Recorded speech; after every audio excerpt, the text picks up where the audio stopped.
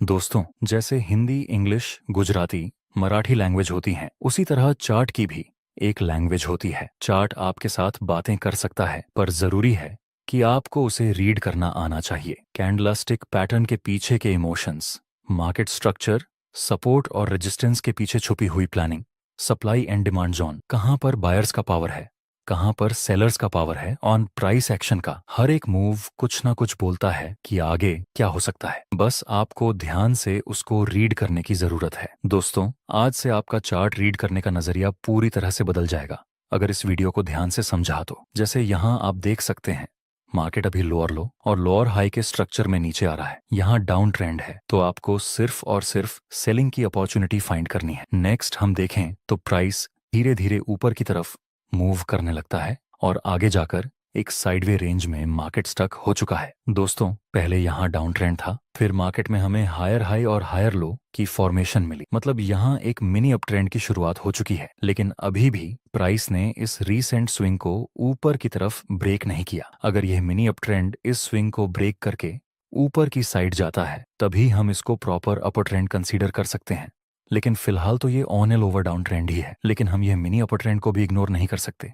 इसलिए हम ये दो पॉइंट को टच करके एक स्मॉल ट्रेंड लाइन ड्रॉ कर देंगे, जो कि आगे ब्रेक भी हो चुकी है। अगर आप supply zone and demand zone देखें तो प्राइस को नीचे आने में सिर्फ कुछ कैंडल का टाइम लगा, लेकिन ऊपर जाने में बहुत सारी कैंडल का टाइम लगा। मतलब इस जगह पर अभी सप्लाई ज्यादा है। सप्लाई ज्यादा है तो संभावना रहती है कि प्राइस नीचे गिरे, लेकिन चाहे कुछ भी हो, अभी तो मार्केट साइडवे रेंज में है, इसलिए कोई भी ट्रेड लेने में हमें इंटरेस्ट नहीं। हम इंतजार करना पसंद करेंगे। और फिर बूम, एक बिग रेड कैंडल के साथ मार्केट में बहुत ही ज्यादा पॉइंट्स का मूवमेंट आ गया नीचे की तरफ। इस जगह पर आपके दिमाग में दो चीजें होंगी। सबसे पहले अफसोस होगा कि यहाँ एंट्री कर ली होती तो ये बड़ा मूव मिल जाता, और दूसरा फोमो होगा कि आगे प्राइस और नीचे गिरे उससे पहले मैं सेल में एंट्री कर लूं। लेकिन मैं आपसे कॉमन सेंस का क्वेश्चन करता हूं, आप ही बताइए, जिन जिन लोगों ने यहाँ सेल में एंट्री की होगी उन लोगों को बहुत ही जल्दी प्रॉफिट हो गया होगा सिर्फ एक कैंडल में। तो जाहिर सी बात है, सेलर्स अपना प्रॉफिट बुक कर लेंगे। जब सेलर्स प्रॉफिट बुक करेंगे तो प्राइस फिर से हल्का सा ऊपर तो जा ही सकती है। तो फिर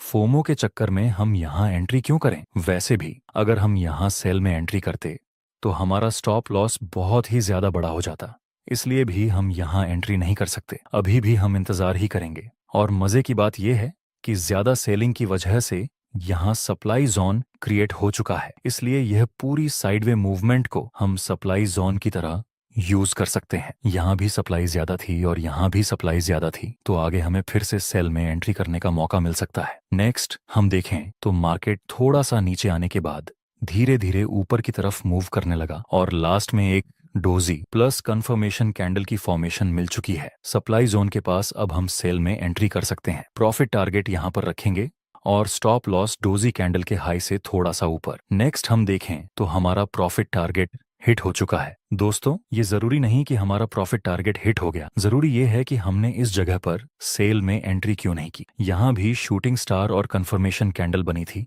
इस रेजिस्टेंस के पास, जो पहले सपोर्ट था, और डाउन ट्रेंड तो था ही। प्राइस एक्शन के अनुसार यह भी सेल का सिग्नल है, लेकिन हमने यहाँ एंट्री नहीं की क्योंकि यहाँ एक ट्रेंड लाइन बन सकती थी जो पहले रेजिस्टेंस का काम करती थी और आगे सपोर्ट का काम करेगी। अगर हमने इस ट्रेंड लाइन को ड्रॉ नहीं किया होता तो हम डेफिनेटली यहाँ सेल में एंट्री करते और फिर प्रॉफिट टारगेट हिट होने से पहले ही स्टॉप लॉस हिट हो जाता। इसलिए जब आप आराम से चार्ट रीड करेंगे तब आपको सब कुछ दिखेगा। पर्सनली मैं खुद इस ग्राफ को लाइव देख रहा था। मैंने यहाँ भी ट्रेड नहीं किया, यहाँ भी नहीं किया, यहाँ भी नहीं किया, सिर्फ ये एक ट्रेड लिया क्योंकि मुझे क्वालिटी वाले ट्रेड चाहिए। आपको भी हमेशा क्वालिटी वाले ट्रेड लेने चाहिए। एक दूसरा पावरफुल एग्जांपल देखते हैं। अब देख सकते हैं मार्केट प्रॉपर लोअर लो और लोअर हाई की फॉर्मेशन में मूव कर रहा है। मतलब मार्केट का स्ट्रक्चर अभी बेयरिश है, इसलिए हम बोल सकते हैं कि यहाँ मार्केट में सेलर्स का डोमिनेंस है। तो ऐसे डाउन ट्रेंड में आपको सेलिंग की अपॉर्चुनिटी फाइंड करनी चाहिए। दोस्तों,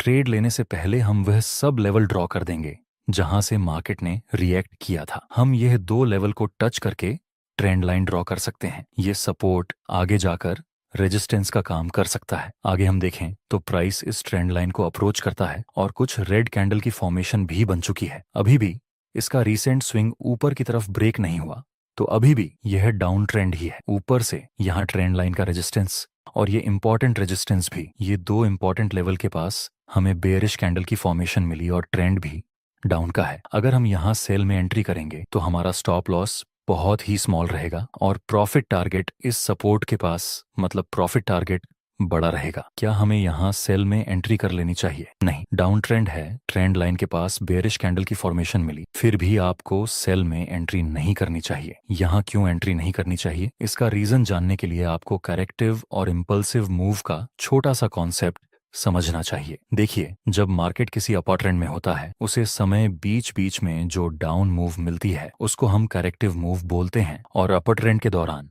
जो भी अपर साइड के मूव मिलते हैं उसको हम इम्पल्सिव मूव बोलते हैं। जैसे यहाँ एक अपर ट्रेंड था तो जितने भी डाउन मूव मिले उसको हम करेक्टिव मूव कहेंगे, और जितने भी अपर साइड के मूव मिले उसको हम इम्पल्सिव मूव कहेंगे। उसी तरह जब कोई डाउन ट्रेंड होता है उसमें जितने भी अपर साइड के मूव मिलते हैं उसको हम करेक्टिव मूव बोलते हैं, और जितने भी डाउन साइड के मूव मिलते हैं उसको हम इम्पल्सिव मूव बोलेंगे। जैसे कि यहाँ ये डाउन ट्रेंड है तो यह सारे डाउन साइड के मूव को हम इम्पल्सिव मूव कहेंगे, और यह सारे अपर साइड के मूव को हम कलेक्टिव मूव कहेंगे। इस कॉन्सेप्ट का यूज करके आप पता लगा सकते हैं कि कोई ट्रेंड रिवर्स होगा या फिर कंटिन्यू करेगा। कैसे, आइए देखते हैं। जब किसी अपर ट्रेंड के दौरान इम्पल्सिव मूव स्मॉल होने लगे और कलेक्टिव मूव बिग होने लगे तो समझ लेना कि हो सकता है आगे यह ट्रेंड अपर ट्रेंड में से डाउन ट्रेंड में शिफ्ट हो जाए, क्योंकि हर बार यहाँ सेलर्स प्राइस को ज्यादा से ज्यादा नीचे पुश कर रहे हैं और आगे यह अपर ट्रेंड डाउन ट्रेंड में रिवर्स हुआ भी। इस तरह किसी डाउन ट्रेंड में इम्पल्सिव मूव स्मॉल होने लगे और करेक्टिव मूव बिग, तो हो सकता है कि यह डाउन ट्रेंड अप ट्रेंड में रिवर्स हो जाए, क्योंकि बायर्स प्राइस को हर बार ज्यादा से ज्यादा ऊपर की तरफ पुश करने में इंटरेस्टेड है। आगे यह डाउन ट्रेंड अप ट्रेंड में रिवर्स हुआ भी। चलिए हमारा पिछला एग्जांपल कंटिन्यू करते हैं। यहाँ आप देख सकते हैं पास्ट में इम्पल्सिव मूव बिग बन रहे थे एंड करेक्टिव मूव स्मॉल, लेकिन इस बार ये करेक्टिव मूव बहुत ही ज्यादा बड़ा बन चुका है पिछले सब करेक्टिव मूव के कंपैरिजन में। तो हो सकता है यह डाउन ट्रेंड अब एंड हो जाए और एक अप ट्रेंड देखने को मिले। इस वजह से हम यहाँ पर ट्रेंड लाइन के पास बेयरिश कैंडल की फॉर्मेशन मिलने के बावजूद भी सेल में एंट्री नहीं कर सकते। आइए देखते हैं आगे क्या होता है। एंड में प्राइस ने ट्रेंड लाइन को ब्रेक कर दिया और यह रीसेंट स्विंग भी ब्रेक हो चुका है। सो अब ये एक प्रॉपर अप ट्रेंड की फॉर्मेशन हो चुकी है। नाउ ये अप ट्रेंड है तो हम बाय की अपॉर्चुनिटी फाइंड कर सकते हैं। आगे हम देखें तो प्राइस हल्का सा नीचे आता है और डोजी प्लस कंफर्मेशन कैंडल की फॉर्मेशन बन चुकी है। दोस्तों, अब हम बाय में एंट्री कर सकते हैं। स्टॉप लॉस रखेंगे इस डोजी के लो से थोड़ा सा नीचे। प्रॉफिट टारगेट हम इस रेजिस्टेंस के आसपास रख सकते हैं। आपको क्या लगता है, हमारा स्टॉप लॉस हिट होगा या फिर प्रॉफिट टारगेट? फाइनली हमारा प्रॉफिट टारगेट कंप्लीट हो चुका है। नेक्स्ट आप देख सकते हैं यहाँ पर 3 ब्लैक क्रो कैंडल का निर्माण हुआ। 3 ब्लैक क्रो जो कि बेयरिश कैंडलस्टिक पैटर्न है, लेकिन हम सिर्फ कैंडलस्टिक पैटर्न को देखकर यहाँ सेल में एंट्री तो नहीं कर सकते, क्योंकि ऑलरेडी यहाँ पर एक अपर ट्रेंड है। इसीलिए हम सिर्फ और सिर्फ बाय करने की प्लानिंग कर सकते हैं। नेक्स्ट, एक बार फिर से इस अपर ट्रेंड के दौरान हमें डोजी प्लस कंफर्मेशन कैंडल की फॉर्मेशन मिली। क्या हम फिर से यहाँ पर बाय में एंट्री कर सकते हैं? बिल्कुल कर सकते हैं। प्रॉफिट टारगेट हम इस रेजिस्टेंस के आसपास रखेंगे जो पहले भी एक बार रेजिस्टेंस था। इसमें हमारा स्टॉप लॉस भी स्मॉल रहेगा और प्रॉफिट टारगेट भी स्मॉल रहेगा। नेक्स्ट, दूसरी बार भी हमारा टारगेट कंप्लीट हो चुका है। दोस्तों, इस तरह से अगर आप स्मार्ट ट्रेडिंग करेंगे, डिसिप्लिन और आपके दुश्मन ग्रीड और फियर को साइड रखकर, तो आप एक दिन जरूर प्रॉफिटेबल ट्रेडर बन सकते हैं। आई होप कि आपको चार्ट रीडिंग की टेक्निक अच्छे से समझ में आई होगी। अगर आपको लगता है कि आपने इस वीडियो से कुछ भी सीखा है तो वीडियो को लाइक, शेयर और सब्सक्राइब जरूर करें, और अगर कोई क्वेश्चन हो तो कमेंट बॉक्स में जरूर पूछें। साथ ही अगला वीडियो आप किस टॉपिक पर देखना चाहते हैं ये भी कमेंट में जरूर बताएं। जिस